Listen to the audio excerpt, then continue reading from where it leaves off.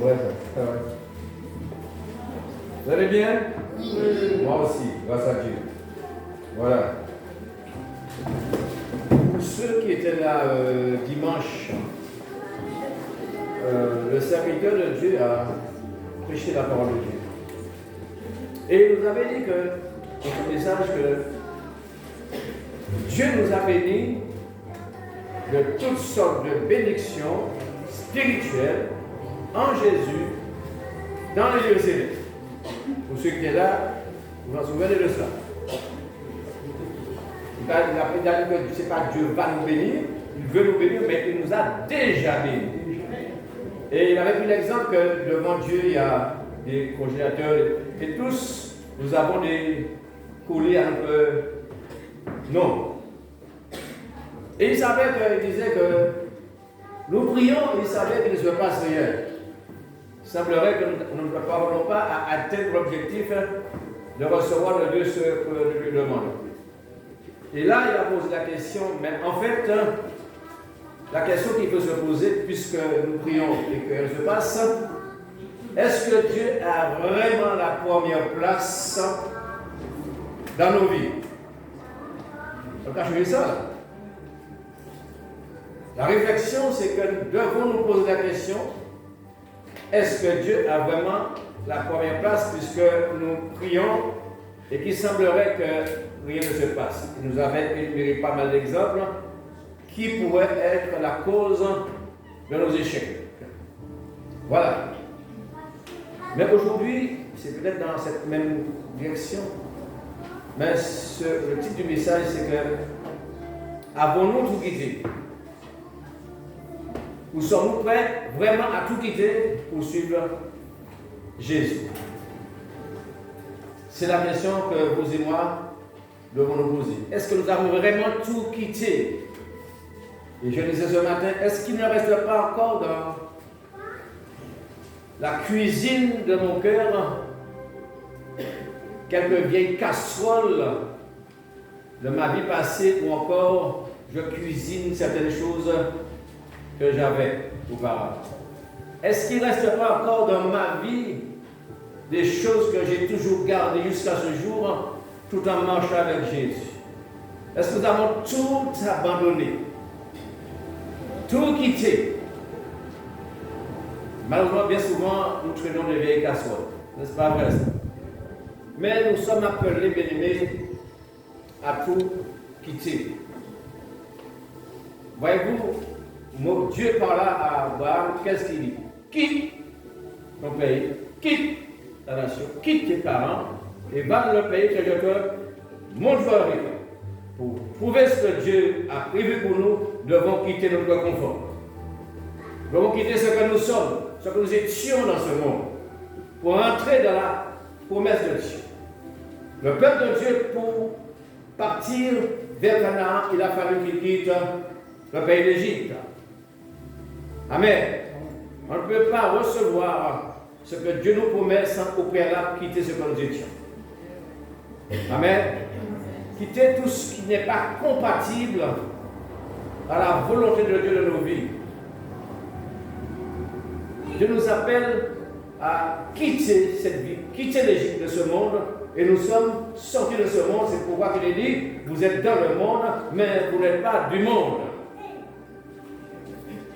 Sommes-nous encore toujours dans l'Égypte de ce monde? Accepter de quitter les principes de ce monde, la façon que je vivais, ce dont j'étais attaché, ce qui me donnait satisfaction.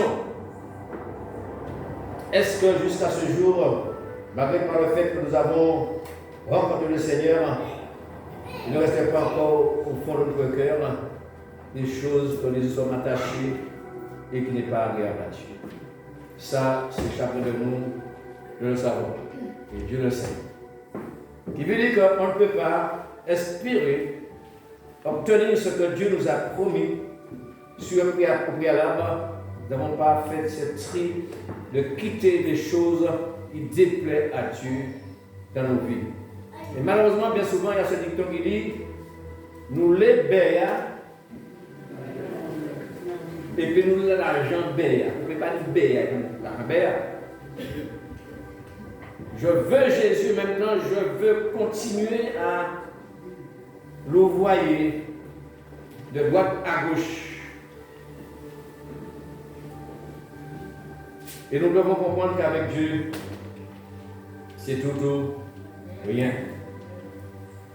Abandon de la vie antérieure que j'avais pour vivre cette nouvelle vie en Jésus. N'est-il pas dit dans 2 Corinthiens 5, 17, référence que tous nous connaissons par cœur? Il est dit que si quelqu'un est en Christ, il est devenu une nouvelle créature. Qui veut dire que les choses de ma vie passée, c'est fini, les choses anciennes sont passées et en Jésus, toutes choses sont devenues nouvelles. Changement de cap, changement d'orientation, changement de sous d'intérêt. Pour vraiment marcher avec Christ, nous devons vraiment quitter ce que nous étions. Et Jésus, c'est l'exemple d'excellence. Jésus, la parole de Dieu, il s'est dépouillé de la gloire qu'il avait auprès du Père. Il a laissé sa gloire pour venir ici-bas pour se charger de nos misères. Amen. Jésus donne l'exemple. Il s'est dépouillé, il a quitté la gloire qu'il avait auprès du Père, malgré l'être égal à Dieu. Il a pris le corps de serviteur pour venir nous secourir de notre misère. Maintenant, nous sommes appelés à notre tour de quitter ce que nous étions pour vivre selon la vie que Dieu voulait nous accorder. Mais, ça demande de la motivation, de la détermination. Ça ne se fait pas facilement. Nous le savons tous. Et bien aimé, il faut faire un choix. Le choix de suivre Jésus. Alors, à certains moments, vous avez trouvé ça dans la phrase de prendre ce qu'on avait vu ce matin. Luc 14, verset 25, où une grande foule suivait Jésus. Ah, c'est formidable. Mais quelle était leur motivation à ce moment-là de suivre Jésus? Parce que l'ambiance était bonne, c'était convivial, ils voyaient les miracles, ils mangeaient du pain gratuitement, pas de besoin de boulanger, médecin à domicile, Dieu qui disait guéri, Jésus qui a venu guérir. La vie était tranquille là. Comme ça, on suit Jésus. Bien souvent, nous aussi, nous suivons Jésus plus par intérêt, non pas pour ce qu'il est pour nous. Et là, Jésus, voyant la foule qui le suivait, s'arrête. Et puis il va dire quelque chose que je ne pense pas qu'ils étaient prêts à entendre. Mais qu'est-ce que Jésus leur dit? Alors, lisez avec moi ce qu'il écrit. Si quelqu'un vient à moi, si vous voulez venir à Jésus, et s'il ne est, ça va pas ça, c'est pour marquer les esprits. Dans la logique, ce n'est pas pour dire qu'à nous haïr, mais c'est pour voir la dimension, le curseur, là où le Seigneur place le curseur par rapport à ce que nous comprenons, ce que nous croyons des fois à tort. Il est dit que s'il ne hait pas son père, sa mère, sa femme, ses enfants, ses frères et ses sœurs, et même sa propre vie, il ne peut être mon disciple. Voyez-vous, mes amis, tout ce qu'il faut. Ça veut dire que si quelque chose est une entrave à ton attachement à moi, laisse-le tomber et suis-moi. Amen. Si quelque chose voudrait t'arrêter de ta marche avec moi, vous me l'abandonnez. Amen.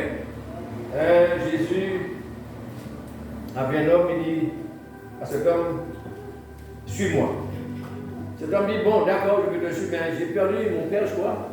Laisse-moi d'abord aller enterrer mon père. Qu'est-ce qu'il est écrit? Qu'est-ce qu'il dit? Laisse les morts enterrer leurs morts, mais toi, va annoncer le royaume. C'est ma priorité là. Quitte, et c'est fort, ça veut dire. C'est pour dire que Jésus veut être le premier dans ma vie. Rien ne doit faire interférence dans notre relation avec Dieu. Éliminer tout ce qui voudrait faire entrave à notre marche avec Dieu. C'est cela veut dire. Nous devons quitter, renoncer à tout ce qui nous donnait satisfaction avant de connaître le Seigneur. Tout ce qui nous donnait envie. Nous étions attachés. Maintenant, si cela est incompatible avec la volonté de Dieu, nous devons l'abandonner. Nous devons l'abandonner. Ce n'est pas toujours évident. Il y a des choses qui s'accrochent à nous. On a du mal à larguer. Mais nous devons crier à Dieu à ce qu'il puisse nous donner la force d'abandonner notre confort que nous avons appris. Nous allons prendre un texte dans Hébreux. Hébreux 11. Un homme que vous connaissez tous, qui s'appelait Moïse. Et cet homme, à sa naissance, sa mère voyait qu'un enfant était beau, ne voulant pas qu'il soit tué. Il l'a mis sous le Nil, et jusqu'à ce que l'enfant atterrit dans les bras de la fille de Pharaon. Vous connaissez l'histoire. Et là, Pharaon prend l'enfant, il éduque selon la culture des Égyptiens. Voilà, et Moïse était petit. Quand on est petit, on accepte tout ce qu'on nous dit. On n'a pas encore la clairvoyance de discerner, de faire la part des choses. Mais la Bible nous dit que, dans la première partie du verset 23,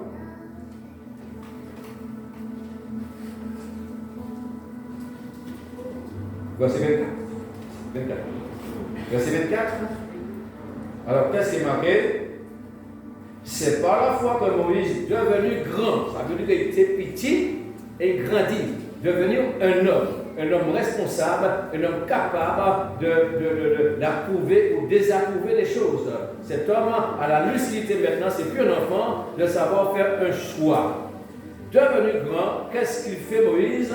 Maintenant, il est dans cette logique et il fait quoi? Devenu grand, refusa. Prendre décision. Avant c'était comme ça parce que j'ignorais ce que j'étais. Hébreu, je ne savais pas. Mais quand Moïse a su qu'il était hébreu, il a dit non. Il refusa d'être appelé le fils de la fille de Pharaon. Et Moïse, dans ces conditions-là, devait faire un choix. Ou rester dans son confort dans l'Égypte, jouir des richesses de l'Égypte, se sentir bien dans l'Égypte parce qu'il était déjà prince, il était promu de devenir Pharaon, certainement.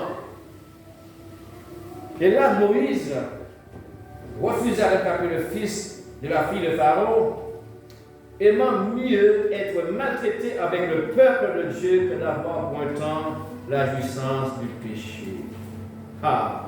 Et bien aimé, Moïse a fait le choix, il préfère quitter l'Égypte et sa gloire, quitter tout ce qui lui ouvert les bras. Moïse était promis un avenir extraordinaire.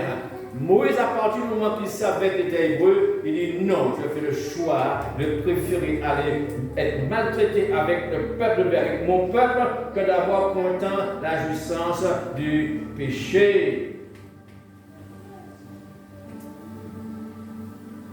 Et nous aussi, nous sommes constamment à faire des choix entre rester dans notre position d'avant et de quitter les choses qui encore aujourd'hui nous entravent, nous ralentissent dans notre marche avec notre Dieu. Je le répète, pour recevoir ce qui est le Dieu, nous devons déjà quitter ce que nous étions. Nous devons nous débarrasser des choses qui n'est pas compatibles avec ce que Dieu attend de vous et de moi. C'est un travail de tous les jours. Bien aimé. Et voilà que Moïse, bien aimé, qu'est-ce qu'il m'a fait? Verset 26. Regardant, il a vu quelque chose. Mais ce n'est plus la richesse de l'Égypte. regardant le poids de Christ, la souffrance, le mépris, le rejet de Christ, comme une richesse plus grande que les trésors de l'Égypte, car il avait les yeux fixés sur la rémunération, c'est-à-dire la récompense. Moïse préfère de laisser sa position de prince, sa position dans la société en Égypte, préférant aller s'associer aux souffrances de son peuple. Parce que la jouissance du péché, bien aimé, c'est pour un temps. Mais la souffrance pour Christ, ça nous emmène dans une dimension de la gloire éternelle. Mais ça, Moïse était confronté dans cette réalité physique, ce qui était palpable, la venue qui lui était réservée. Et là, il dit qu'il avait les yeux fixés sur la rémunération qu'il ne voyait pas encore.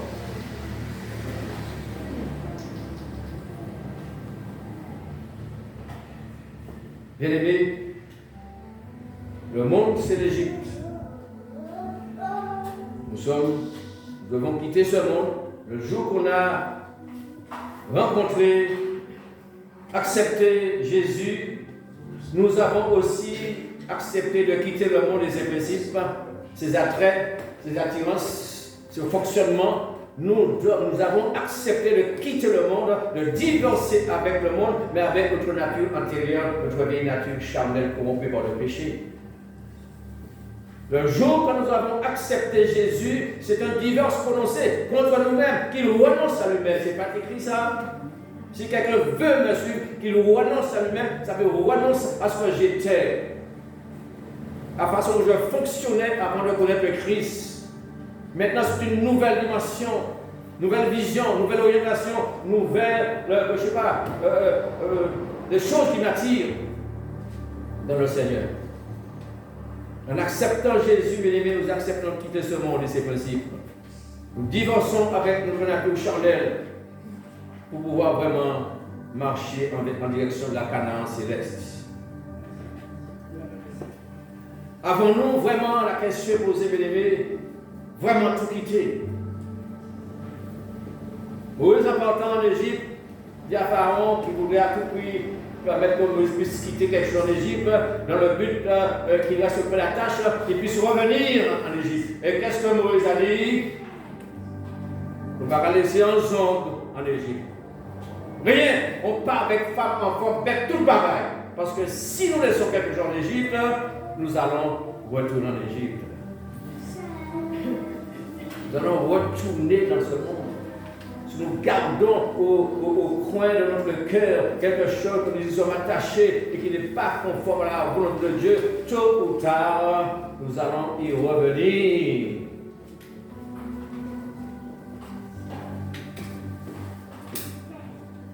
Avons-nous tout quitté?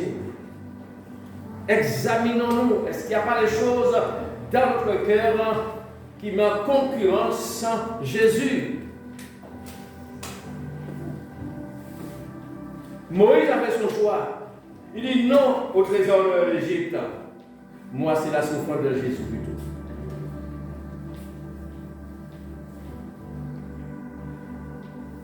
Si quelqu'un veut me suivre, il doit renoncer à lui-même, à ce qu'il était avant de me connaître.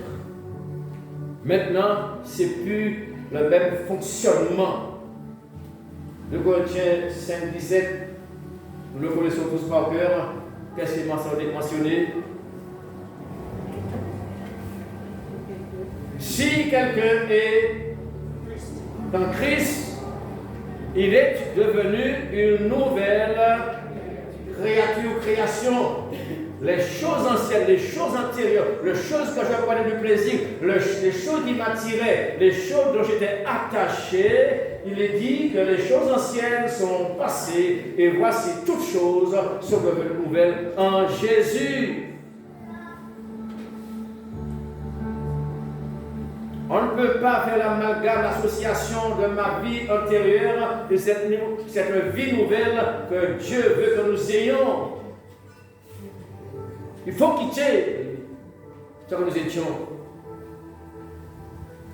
quitter le péché.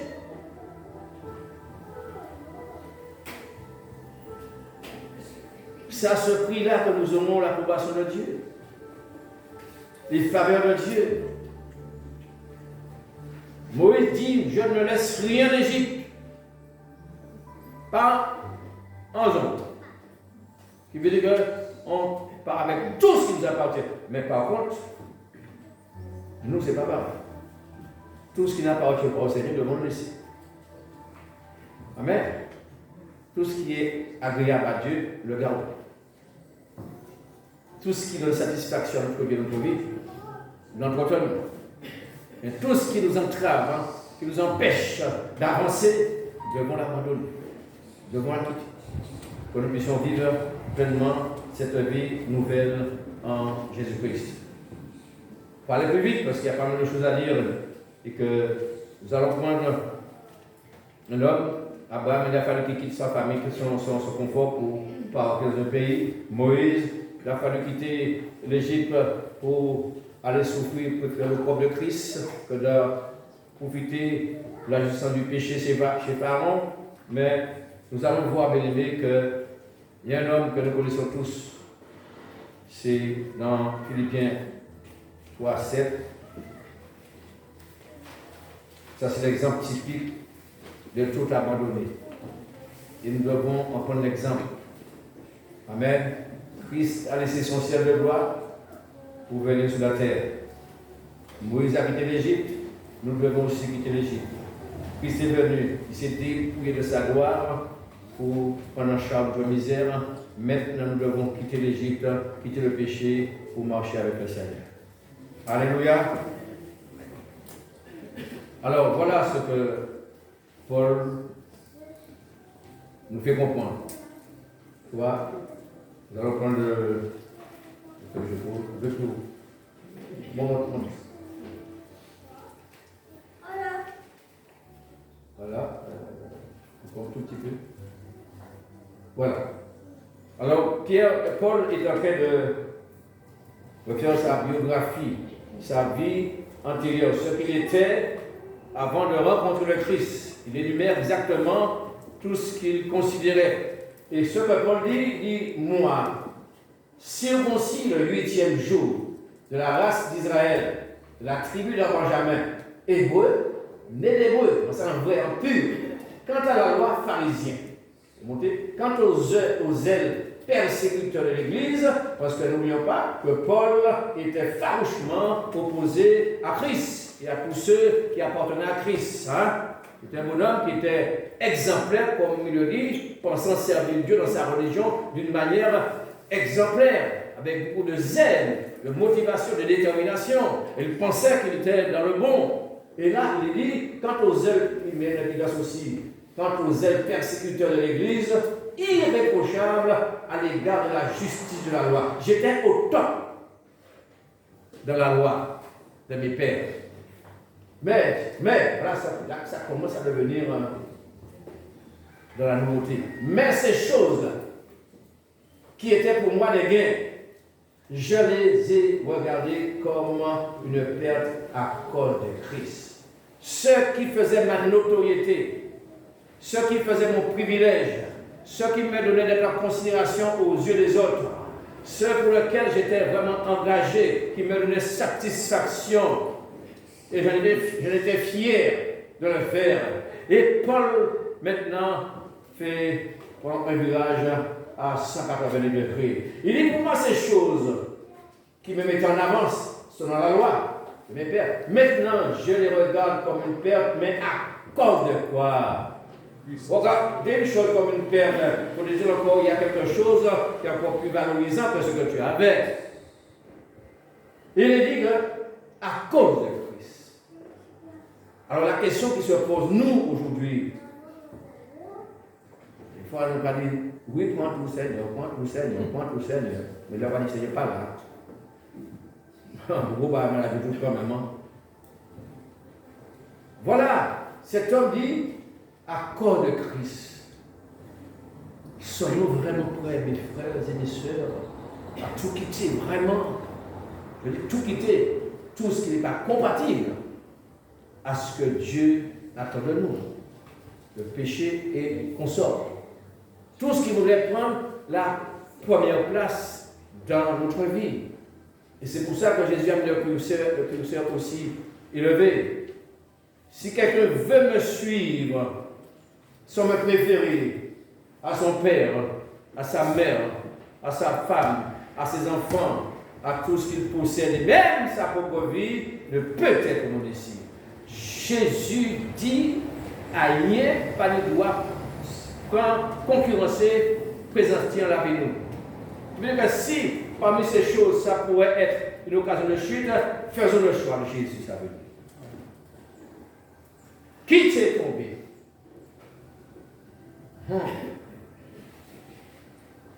Sommes-nous prêts, bien-aimés?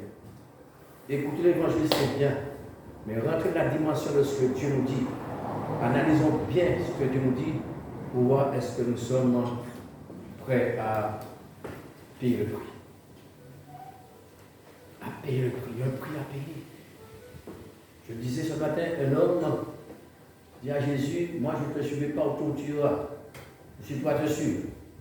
Jésus lui dit, ça c'est la meilleure chose que tu dois vouloir faire, c'est de me suivre. Mais quand même, je peux te donner quelques petites précisions que tu n'en penses pas. Il dit, tu vois les renards, là, ils ont des tanières, ils peuvent se reposer. Les oiseaux du ciel ont des nids, ils peuvent faire vos petits. Mais moi, tu veux me suivre? Mais si tu veux me suivre, sache que c'est une vie presque SDF. Est-ce que tu es d'accord à ça? Ah. C'est ça que ça veut dire. Hein? Tu veux me suivre, d'accord. Mais si tu veux me suivre, tu dois quitter ton confort, hein? Ta conception, ta façon de voir la vie. Parce que moi, je ne veux pas te mettre dans un hôtel 4 étoiles. Parce que je n'ai pas moi-même un lieu pour poser ma tête. J'ai tout quitté. Mais ce n'est pas pour hériter les choses là, c'est c'est fort ça. C'est extraordinaire. C'est bien ce que. Moi je comprends ta demande. C'est formidable. Mais voilà comment ça se passe avec moi. Observe bien que les renards, ils ont un lieu où se reposer. Les oiseaux aussi. Mais moi, je suis le dire, tu vas encore me suivre malgré tout. Celui qui veut me suivre se charge de sa croix. Accepte la souffrance pour le nom de Christ. Accepte de tout quitter pour le nom de Christ. Il faut que rien ne fasse interférence dans ma relation, dans mon attachement, dans ma considération pour Christ. Il ne faut pas rien venir faire interférence. Bien souvent, bien aimé, combien de choses dans nos cœurs encore est prioritaire de nos vies, tout en disant que nous marchons avec Christ. Quand le choix nous est donné pour faire ce que Jésus nous dit et de faire ce que notre chair nous demande, combien de fois n'avons-nous pas obéi à la volonté de la chair? Combien de fois, bien aimés, nous avons passé outre de la volonté de Dieu? Nous avons fermé nos oreilles à ses conseils. Parce que ceux qui nous demandent de quitter, nous ne sommes pas prêts de quitter.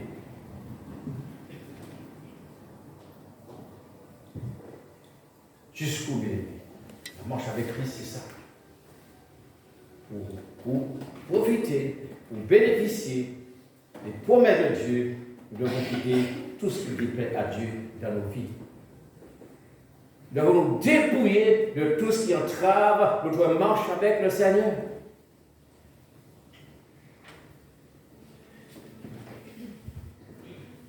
Nous avons eu de demander au Seigneur de l'aide parce que c'est pas facile. Parce que c'est facile. Mais c'est possible. Et oui, et oui. Nous n'avons, vous n'êtes plus redevables de la chair ou encore en satisfaire ses convoitises. C'est pas écrit ça. Parce que tous ceux qui ont pris sont crucifiés la chair et ses passions. Je ne suis plus redevable à la chair pour donner la chair satisfaction dans ses désirs, dans ses aspirations, dans ses orientations, dans son attachement. Non, si quelqu'un est en Christ, il est devenu une nouvelle créature. Abandonner une vie pour trouver une autre vie. Mais on ne peut pas avoir le beurre et l'argent du beurre. Eh oui, bien-aimés, on ne peut pas jouer sur deux tableaux. N'est-ce pas vrai? On ne peut pas naviguer entre deux eaux. Il faut faire un choix. D'abandonner ce que Dieu, le Saint-Esprit, pointe dans notre cœur et que nous savons très bien qu'il est encore là.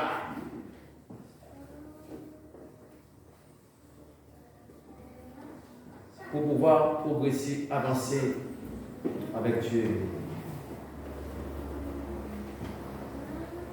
Voilà ce que Paul dit. Je vais la monter un petit peu plus haut. Quant aux ailes persécuteurs,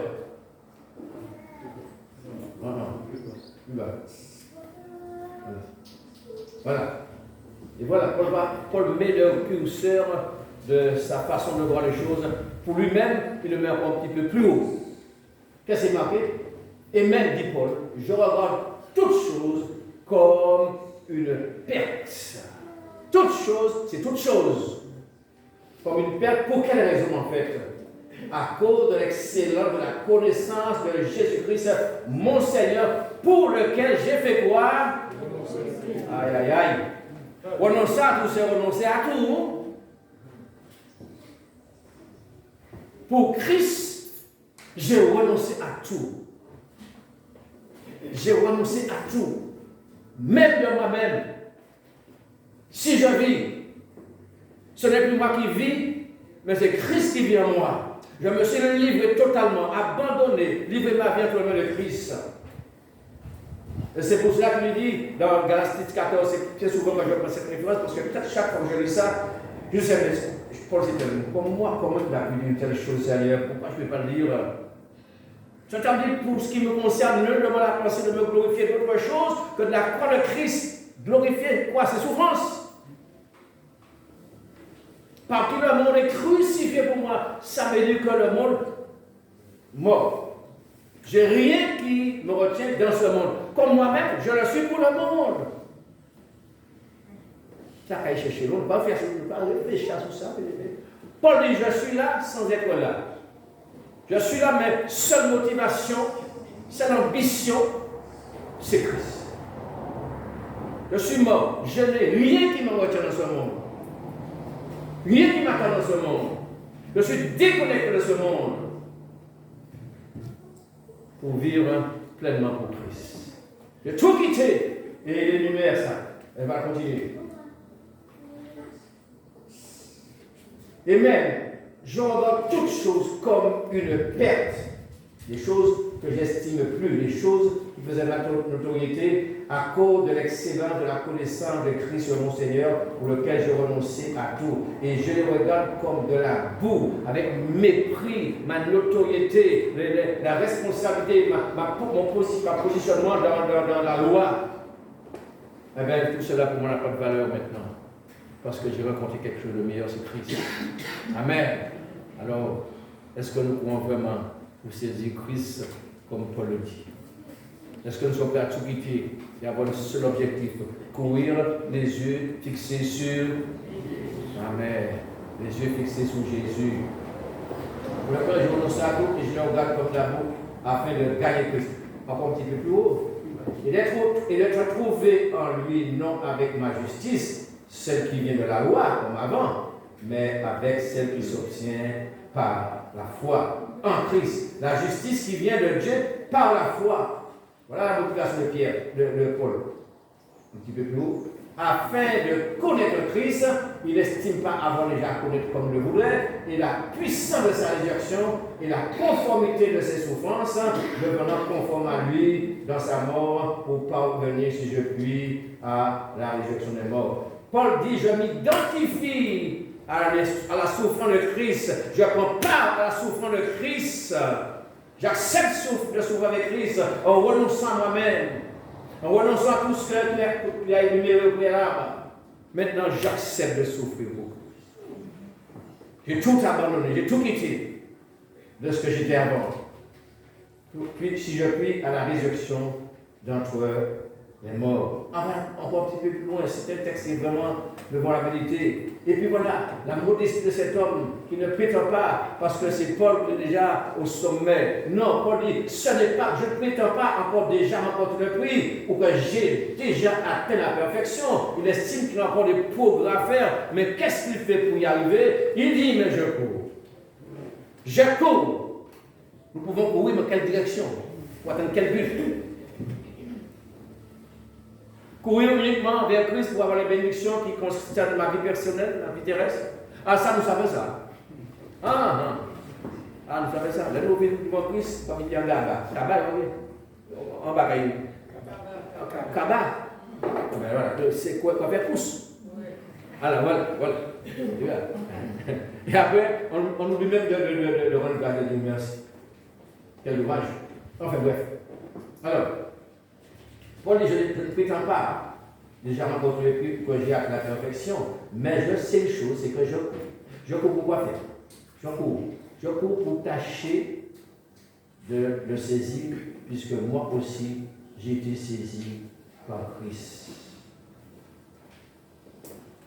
Et dans 1 Corinthiens 9, 25-26, Paul dit, je ne cours pas comme un aventurier. Je ne cours pas comme battant de l'air. Mais Paul dit, je traite durement mon corps. Je suis sans pitié avec mon corps parce que si je lâche du laisse à mon corps va me faire prendre des voies détournées et m'éloigner de Christ. Il dit, je suis sans pitié. Et notre premier ennemi, vous et moi, c'est notre nature charnelle corrompue. Le cochon qui est en nous, la vie là. Dès qu'on lui laisse un peu de laisse, il plonge en bouillie.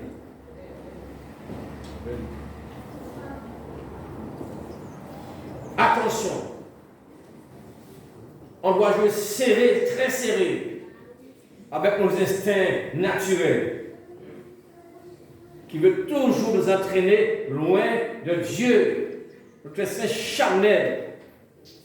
La Bible nous dit que si nous acceptons de laisser libre cours à notre nature charnelle, nous allons mourir. Mais maintenant, le travail, le combat que nous avons mené, c'est par l'esprit que Dieu nous a donné. Nous devons faire mourir la chair et ses passions. Car celui qui est en Christ, c'est à crucifier la chair et ses passions. Pas quitter la chair, menez-nous. Quand les voir que Christ paillé.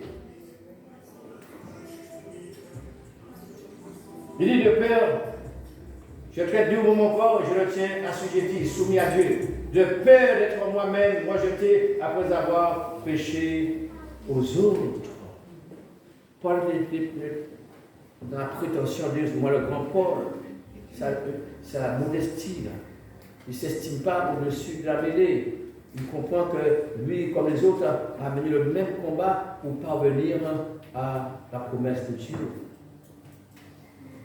Ah oui, bien-aimés, nous devons quitter les choses qui ne sont pas compatibles dans notre marche avec Dieu, demander à Dieu sa force, de peur de moi-même jeté après avoir prêché aux autres. Prêcher, c'est bien. Oui. Mais ça, c'est facile. Je l'ai déjà dit, je le répète. Derrière la chair de l'évangile. Mais est-ce que c'est ça que Dieu regarde? Non. C'est ce que je fais, la considération que j'ai par rapport à ce que je prêche, la parole de Dieu. C'est ça qui intéresse Dieu. Dire oui, mais en fait, je crois que tous ceux qui viennent ici, là, ils savent très bien que c'est la parole de Dieu qui vous suit. Il n'y a pas de chouchou avec Dieu. Non. Si nous voulons vraiment voir la parole de Dieu, nous devons aussi faire plier la volonté, notre volonté propre à la volonté de Dieu. C'est ce que Job avait dit. Je fais plier ma volonté aux paroles de ma bouche. ne laisse pas le diable m'emmener là où je ne voulais pas, là où Christ n'y est pas. Je ne fréquente pas les gens qui vont m'emmener en arrière, retourner en Égypte. Ça ne m'intéresse pas. Alors, tu veux quitter les choses de ce monde et tu veux garder les gens qui sont de le monde. Tu te sens bien avec les gens qui n'ont rien avec Dieu. Ah oui, il faut faire un choix. Le choix de quitter, même si tout le monde vit les contours. C'est un problème, ça. De que Christ est avec toi. C'est pas que on pense de nous, mais ce que Dieu pense de nous. C'est ça qui est important. C'est que nous devons veiller à ce que les choses que nous avons abandonnées, petit à petit, quand on commence à être un petit peu démotivé, quand on commence à ne pas trouver d'intérêt pour être là où Dieu se trouve, quand on commence à prendre un petit peu de recul, mais ça ne reste pas comme ça parce que la terre ne peut pas rester neutre. La terre produit de l'œuvre par elle-même. Ce qui veut dire que si tu te déconnectes à Christ, tu vas revenir à ce que tu avais fait. Ce que tu avais quitté, tu vas ramasser le nouveau. D'où l'intérêt pour nous, mes aimés, d'être vigilants avec nous-mêmes. Comme je me disais, en nous, en chacun de nous, il y a un gros cochon qui dort. Et pour illustrer cette image, c'est dans 2 Pierre 2, verset 20, la Bible après cette cause, tirer les souillures du monde. Ah, quitter le souillure du monde, ça c'est bien. Après, qu'est-ce qui est marqué? Par la connaissance du Seigneur Jésus-Christ, et là, s'ils s'y engagent, ceux qui s'y reviennent en arrière, qui reviennent à ce qu'ils avaient quitté, délaissé, ils s'y engagent, qu'est-ce qui est marqué?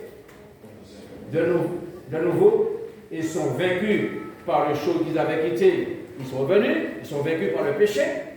Leur dernière condition est pire que la première. Et voilà ce qui nous intéresse, un petit peu plus haut. Car mieux valait pour vous, vous êtes bien aimés, nous avons écouté l'évangile au matin, toute la nous sommes attendre. Car mieux valait pour nous ici de ne pas connu la voie de la justice et que de se détourner après l'avoir connu. Pour connaître Christ, ou prendre part à la vie de Christ, ou marcher avec Christ, et puis pour X raisons, ou abandonner Christ, ou retourner en arrière, il est dit que la dernière condition est pire que la première. Et voici un petit peu. Alors, quand le Seigneur tournait après l'avoir connu du Saint commandement qui leur avait été donné, montre un petit peu encore. Il est arrivé. L'homme quitté au vieil point. Il leur est arrivé ce que dit un proverbe vrai, le chien est retourné à ce qu'il avait vomi. C'est répugnant. C'est pas où à manger, c'est chien à manger pour être ensemble. Parce que tout parce que c'est tellement répugnant. C'est répugnant. Et il dit que la tuile, ça c'est bon français, moi c'est le cochon. Le cochon là, c'est un petit peu mieux. Voilà. La tuile c'est français, ben là tu mets trop policier. Voilà. Mais cochon, qu'est-ce qu'il fait? Laver, ça veut dire que vous lavez cochon. Ou cochon, vous tirez la boisson. Parce que le cochon qui a fait bien la boue, il a fini sale. Vous lavez cochon. Mais si vous lavez cochon, si le cochon n'est pas, il faut le laver cochon. Parce que si vous lavez cochon, je ne vous dis, cochon va bien en boue.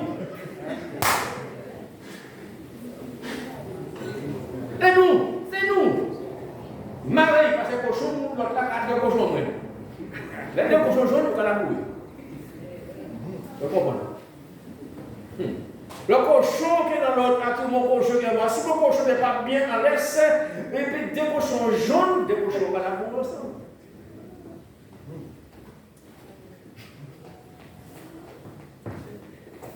Cochon lavé, mais qu'on ne quoi. Sans chaise avec nous, mais veillez à ce que le péché ne pas virer sa vie. Veillons à cela. Jouons étroitement avec la chose. Veillez qu'on lève la vie. Lève pour mettre les bruits là, ou pouvez la comme ça. Il a fait un petit crémissement comme ça. Ou quand fait ça comme ça, on fait ça comme ça, le diable. D'où, bien aimés, devons tenir notre chien vite, à seule fin de ne plus en satisfaire à ses convoitises.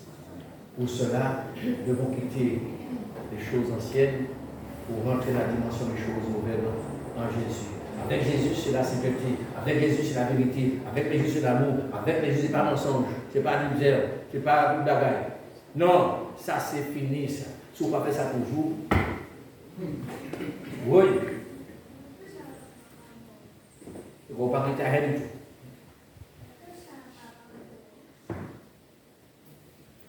Alors vous allez terminer. Oui, bien aimé, là tu l'avais, c'est votre de nouveau dans le bon pied. Voilà, bien aimé, cet homme, Paul, Moïse, nous donne l'exemple de laisser tout ce qui concerne notre vie passée antérieure, tout ce que peut-être il y avait de la valeur pour nous, qui avait de l'importance pour nous, des choses qui nous mettaient en évidence, mais qui n'étaient pas compatibles avec ce que Dieu attend de nous. C'est comme cet homme qui collectionneur de perles, qui cherchait de perles, et puis il savait qu'il trouve une perle de grand prix. Et en tant que collectionneur, la logique, c'est de rajouter grand talent sous sa vie de vanille, plus. Dans son, comment dirais-je, émerveillement devant cette pierre qu'il découvre, il a préféré aller vendre toutes les autres pierres pour acheter cette seule pierre qui avait plus de valeur que tout. Il a tout quitté, ça a quitté qu'à l'estime, les pierres qu'il avait, il avait de l'estime, mais il a préféré abandonner ces pierres-là pour s'acquérir la pierre qui est Jésus-Christ. Ce diamant. Sommes-nous prêts à tout quitter pour Christ? Sommes-nous prêts à faire la guerre à nous-mêmes? Premier ennemi, ce n'est pas chez le diable là, c'est trop loin. Il est fini. Premier ennemi, c'est moi-même. La chair ne peut pas se soumettre à la volonté de Dieu, elle ne le peut même pas.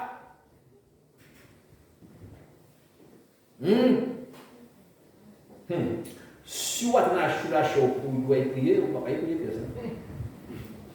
Soit on a sur la chaud pour dire lui, on va aller vite pièce, aller gratter les tirs.